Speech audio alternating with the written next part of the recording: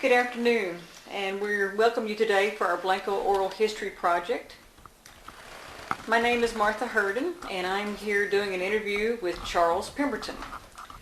There was all branches of the military during World War II: the Army, the Navy, the Air Force, the Marines. Charley served in the Navy. During that time before the war started, there were all types of interesting ways to encourage a young man to join the Navy. Phrases were said like, "Men make the Navy and the Navy will make men." Once they get in the Navy, 3 square meals a day, rib sticking food. Go abroad. See the world. Your country needs you. But once young men had reached the war, then a comment was heard of this nature. November the 13th of 1942, on the shores of Guadalcanal, the swells of the ocean still bore the scars of the previous night's battle. Oil moved with the currents, while debris of an American light cruiser, the USS Juno, lay broken in half, sinking rapidly. Desperate sailors clung to whatever debris they could grab, all wounded and frightened. The cries and moans only added to the nightmarish atmosphere, already beyond human comprehension. These men floating were all that remained of a 698-member crew, with less than 100 men left floating to the mercy of the sea. Everyone is affected by war. Today, we will talk with Charley. Charley, thank you for letting us visit with you. We are very proud of you for your service, and something that I always want to do with the veteran, because I treasure what you've done, is to salute you and to thank you for your service. Carry on. Carry on, sir. Charley, can you tell me a little bit about where you grew up at as a young child? I was born in San Antonio, lived there for about 5 years, and then the Depression hit pretty hard right in 1930. And my mother was a widow. She remarried when I was about 5 years old. And we struggled through the Depression until about 1936, when we moved to Florida. And I moved all over the place. My father was always looking for a job, and never quite finding what he needed to find. Excuse me, you read that thing. Got it to me. I noticed that affected you. Why did that move you, Charley? Oh, well, I got there shortly after that battle where the Juno was sunk, and 5 other heavy cruisers were sunk. So They hit you hard. well, it did. A lot of guys got killed that night. The main battle was on the night of August the 9th. The Juno was sunk several days later. Several days later. When you hear something like that, and as a young man, before you ever joined the Navy, do you think you could have ever foreseen yourself becoming a part of the Navy or being in the military? Oh no, not me. I was a dancer in high school, and I had 3 glorious years in high school, followed by the 3 worst years of my life. And but I was everybody loved Charley in high school. Did you go to college? Yeah, I went to college for a little while. Didn't go very long. Went to Rice. Did you have any goal or intention of what you wanted to do? I wanted to get home, be alive, and get married. You knew what your priorities were. Yeah, sure did. Very good. Yeah. We all know that the bombing of Pearl Harbor was a very awakening day for the United States. Can you tell us if you recall that day? Oh, very well. It was a Sunday morning. I just got back from Sunday school and church, and turned on the radio and heard the news that Pearl Harbor was under attack, and the Arizona was sunk, I think, already by that time. But I don't remember the details, but there were, I think, 2,700 men killed that day in that sneak attack. And the Japanese, again, came in swiftly, made their hit, and got out of there. How did you see people reacting to the news of that horrible day? Oh, everybody went into shock almost. It was just unheard of. It was unimaginable that we would be attacked that way. And it resulted in a amalgamation or a congealing of everybody in the United States. They all realized that we were locked in a battle, because President Roosevelt the next day described it and declared war on Japan. And shortly after that, we went to war with Germany. So it was a war on two fronts, and it was highly publicized as two different wars. What led you to join the Navy? Just what you read. 3 squares a day and a clean place to sleep. And I didn't want to be trudging in the mud like those dog faces were. And I didn't much like the idea of infantry. And so I got in the Navy and ended up in the amphibious force. Well, tell me, was it rib-sticking food that they fed you in the Navy? Well, I can remember on several occasions where we were down to beans and rice once a day, and that was all we had. And that didn't stick to the ribs very well. No, on the way to the last campaign was the Marianas, and we were crossing the equator, going on north in the morning and turning around and coming back in the afternoon. So we crossed the equator, I guess, for a week, twice a day, because our task force on the way to Guam and Saipan was under surveillance by a Japanese fleet, and I think that Admiral Halsey was trying to suck those Japanese down into a fight, and we were the bait. When you left to go into the Navy, Charlie, could you see that your family was worried or concerned for you? Did they express that to you? No. My mother was proud, and my stepfather. Yeah, he was proud. He became very proud during the time I was gone. Mm-hmm. But did you get letters from home? oh, regularly. I had one sweet young lady that wrote to me every day for almost 4 years. I married her, incidentally. Very good. I'm glad you did. She wrote the right letter. She did. Whenever mail call would come around, tell us what that was like. Well, mail call was always an exciting time, because we would be at sea, or maybe the ship with the mail didn't get in, but there may be a span of a week between mail call. And I always said, if it was 8 days, I had 8 letters. And the rest of the guys were all looking over at me, boy, what kind of gal do you have, you know? They were jealous. Yeah. And after a year or so, the term Dear John letter got to be a very, very commonly used phrase. Well, I got my Dear John today. Some guy with a gal in the United States had found somebody else, and wow. Wrote him a sad letter that he'd been gone too long. When the guy would get a Dear John letter, did he seem to take it hard, or was like, well, move on? It was devastating.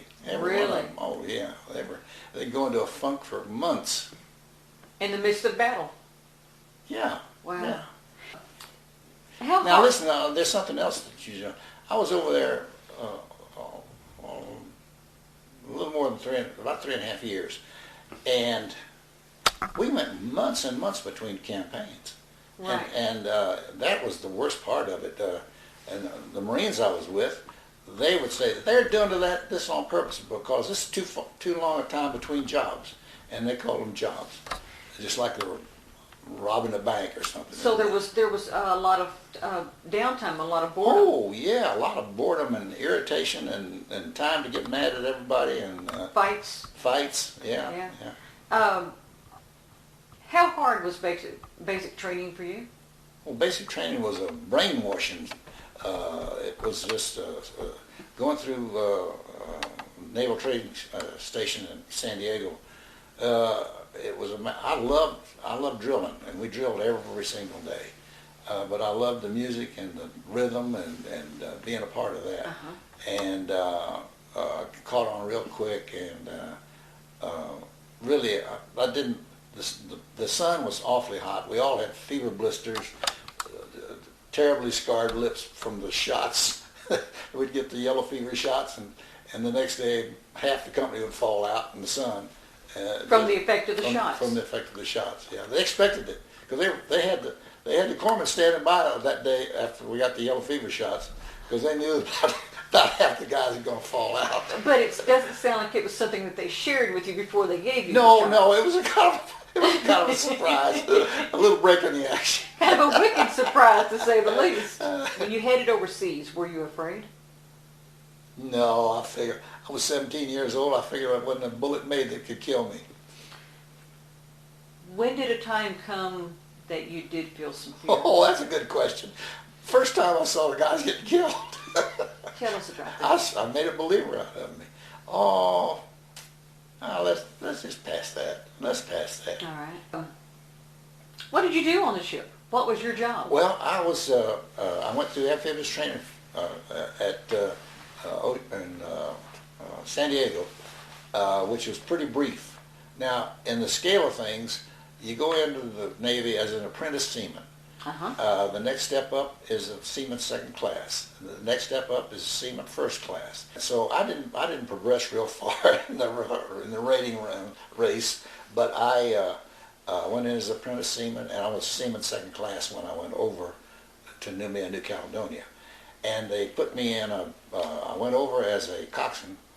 That means in COXSWAIN. Mm-hmm. And you progress from a coxswain to boatswain's mate, BOATSWAIN, shortened to boatswain. And so I went over as a coxswain, but I was still just a seaman second class. And there were hundreds of them like me. We were turned loose with these 36-foot Higgins boats. They were made in New Orleans, made out of 5/8-inch plywood, and they had either a gray marine diesel or they had a, what was that? Can't remember the gasoline engine that they put in them. But anyway, the diesel was the best engine, and I was fortunate to get one of those to start with. But they had ramps in the front, big high ramps like you saw in Search for Private Ryan. Right. And the coxswain stood on the stern and drove the boat from that point. Now they killed an awful lot of coxswains with that setup, so very shortly they brought the coxswain down inside the boat, and he was right in with the Marines, and they did away with that big ramp that acted as a sail a lot of times because it made it hard to get the boat off the beach. Charlie, was there a time in which you were driving a boat that you perhaps had some difficulty in getting a bit too close to another boat and you were delivering an officer to that boat? Do you recall that? Oh, yeah, you remember that story. Yes, I was in New Caledonia, and my job at that time off the Argonne was to take junior officers to different ships as couriers, and they'd have their orders in the briefcases and carry it with them, and so I went from I was called out on the Argonne, and I got my boat around the side, picked this ensign up, and he told me to take him to the North Carolina. Well, the North Carolina was moored right there in the harbor, and so I approached the gangway. I hadn't come alongside very many ships up until that time. Mm-hmm. So I let him off, and the officer of the deck, who was way up topside, he told me to lay off and wait. So I just pulled all the way from the gangway and sat out there and waited for this ensign to finish up his business, and they'd call me back in. Well, they did. I saw the OD, the officer of the deck, do this, and so I started toward the gangway. Only trouble is, it was a Chinese gangway. I didn't know the difference. I didn't know what a Chinese gangway was. But in the procedure of coming alongside a ship, you always come alongside, you bring your bow in on the bow of the ship. Uh-huh. So you're alongside, parallel, heading in the same direction. Well, in this case, I was in a hurry to get in there, so I just went straight in for the gangway, and I was coming on my bow on the North Carolina stern. Oops. And that's called a Chinese gangway, and it's the worst thing that can happen to a coxswain. I mean, yes. It's the worst thing a coxswain can do. Well, I managed to do it, and I got alongside, and I saw the OD standing way up there. He was doing this and then this, and so I said, well, I guess they don't want me. So I took off, and he called me back around, and the ensign came down the gangway, got aboard ship. We got, no, that wasn't the way it was, because the OD says, tie up astern and come aboard the North Carolina. So what I didn't know was I had, in my approach, I had cut off the captain's gig from coming in. He was making a regular alongside approach to the gangway. You weren't having a good day, This were was you? a bad day for me, A very bad bad day. day. And so I went astern, tied up, went up the Jacob's ladder, and there was the biggest, ugliest, meanest looking Marine standing there you ever saw in your life. He said, "Follow me." Yes, sir. And I followed him straight to the captain's quarters. Well, I walked through the hatch there, and the captain was standing there. You remember FDR had a Cigarette holder? Cigarette holder? Yes. Well, it was sticking right straight out of his mouth, and he punctured me with it when I walked in.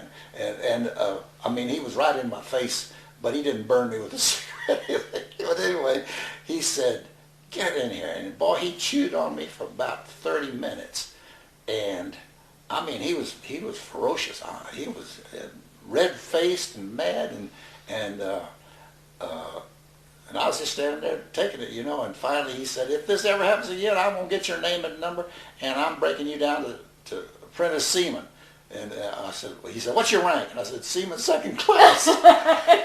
Meaning you didn't have far to go down. Not far to go. And Wow. what he didn't know, and so many, even a captain of a ship of the line like the North Carolina, Right. wasn't aware of just how many rookies he had on his hands. And I think it must have come as a revelation to him, because I didn't hear too much more out of him. He excused me, and I got in my boat and took the ensign And you back. took off. Yeah. Charlie, tell me a little bit about the campaigns that you were in while you were in the Navy. Well, the campaign of Guadalcanal, the initial landing was August the 7th, 8th, and 9th of August 1942. And I was in boot camp at that time, and I got to Guadalcanal in December of 42 or January of 43, I think it was. And they were still mopping up, cleaning up, and the 2nd Marine Raider Battalion was doing the mop-up, was doing the cleanup, and they did a great job. But it was a matter of several more months before they got finished. Mm-hmm. So I didn't make the initial landing at Guadalcanal, but I got in on the tail end of it. And Was the initial landing, it would be the worst, wouldn't it? The oh hardest. yeah, oh sure. Well, actually, at Guadalcanal, it was the first amphibious landing of the war. Of the war. It was the first time that they had landed. They came from Noumea. Everybody assembled in Noumea, New Caledonia, and came up on these ships, and they had 15 attack transport ships, APAs, and I knew them all, and they came up with about 10,000 Marines from the 1st Marine Division, and they landed, and almost unopposed. So they went ashore. The trouble with the initial landing at Guadalcanal was they had problems getting the LCVPs unloaded, the landing craft vehicle personnel boats, the boat that I was driving. And the Marines went ashore at High Port with their guns ready, and they went in to fight, and there was nobody there. And there was nobody there. Nobody there. They were on the other end, the Japs were on the other end of the island, up around Lunga Point. And so they went ashore, and then they stood around. They were geared up so high, and they wouldn't unload the boats. And they had all their provisions coming ashore after we landed the troops. Why, the provisions were coming ashore, and they wouldn't unload the boats. So my admiral, Lawrence Reef Snyder, had this brilliant idea, and it got him a promotion. He just voluntarily picked 15 men off every ship. So I think there were 10 ships there, and sent them ashore, sailors. to act as longshoremen, get these boats unloaded, get this stuff off. Because the Admiral, Richmond Kelly Turner, who was in charge, he wanted to get out of there. He was worried about the submarines.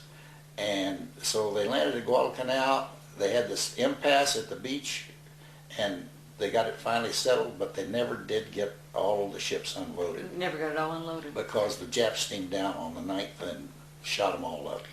And then you went to an area, your next campaign was? Bougainville. Bougainville. Tell me about that. Yeah. Well, Bougainville is at the north end of the slot. The slot being more or less a channel made up of the Florida Islands, Guadalcanal, but it was just what it says, a slot all the way from Rabaul, which was a big Japanese base, and just very close to Bougainville, and all the way down several hundred miles to Guadalcanal at the southern end of the slot. And it ran from a northeast to a southwest, no, from a southeast to a northwest. And your duties were still basically the same? Just, most of that was unloading ships and taking couriers around, and all these months in between the August landing and the Bougainville landing, which was November of 1943. Let me see if I can ask you a question, if I think I'm getting it correct. Of course, you're trained in the Navy how to fire a gun. Did you ever fire a gun? No. Not once? I never pulled a trigger. Never, ever pulled a trigger. How did you manage that? Well, I was busy driving that boat, and it's hard to do. And I went ashore really only once. That was in Inuitak, and that was after it was all secured, and I was up there just to drink some beer and have some fun. Yeah, they had a lot of 3.2 beer there, and they let us go ashore and have an afternoon there.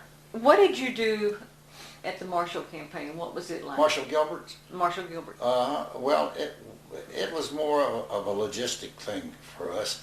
I didn't make the initial landing there. I did at Bougainville. Bougainville, Empress Augusta Bay. That was the initial landing, and we took the remnants of the Raider Battalion up there and the 1st Americal Division, and then it was probably the most intense action that I saw. That's what I was going to ask you. Were you taking on enemy fire there? Oh yeah, oh yeah. Can you talk to me about that a little bit? Well, yeah, there was strafing. Most of the time it was strafing. What do you mean by that? The Zeros would come in and strafe us, or they'd make passes but may not shoot, but they'd make passes. You might as well have been shot at because you're so scared anyway. But there was bombing, and there was actually resistance there at Bougainville from the start. Charley, I mean, they had bombarded it the night before or a couple of nights before, I don't know, but Bougainville was they had it secured in just a matter of just a few days. you mentioned there was a word there about fear. What did you do with that fear? How did you handle fear? Just try to survive, get out of there. I'll tell you, one of my friends in the Raiders told me one time, he says, I asked him about the same question, but he was giving me a lot of stories, because I told him I want to write a book about the Raider Battalion. And so he was telling me these stories. He said, Charlie, the first time on Guadalcanal, we were walking down the jungle trail, I was on the point, and he said, I asked myself, what in the hell are you doing here, Pete? And his name was Pete Peterson. And he says, I don't have an answer. And the only answer I can think of is somebody in Washington didn't see it, and the diplomat corps didn't do their job. But I never knew that kind of fear. Yes, I guess I did too.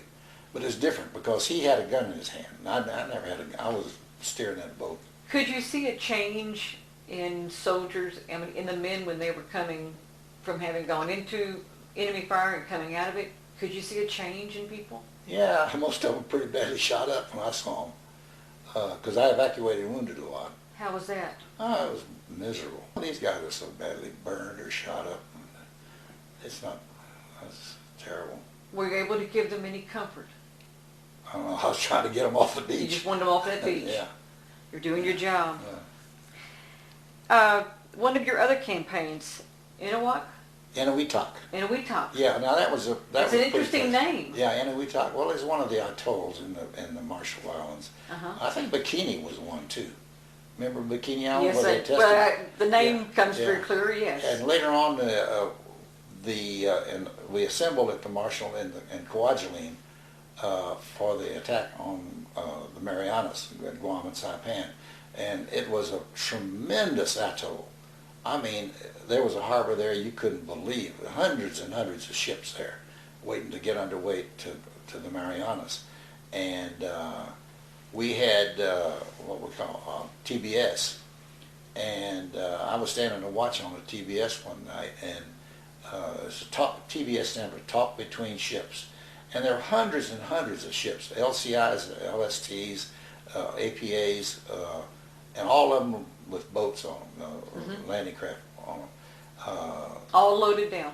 All loaded down with troops. All of them talking at the same time. Oh my God. It was chaos. My handle was Warhorse because Warhorse. I was on the flagship, and the admiral of most of these ships was right there, and he came up beside me as all this chaos was going on, all this talking, and there was and he wanted to know why I didn't have control. And I said, sir, there's just no way to get these people under control. And I kept telling him that this is Warhorse. Let's follow radio procedure. Let's follow whatever.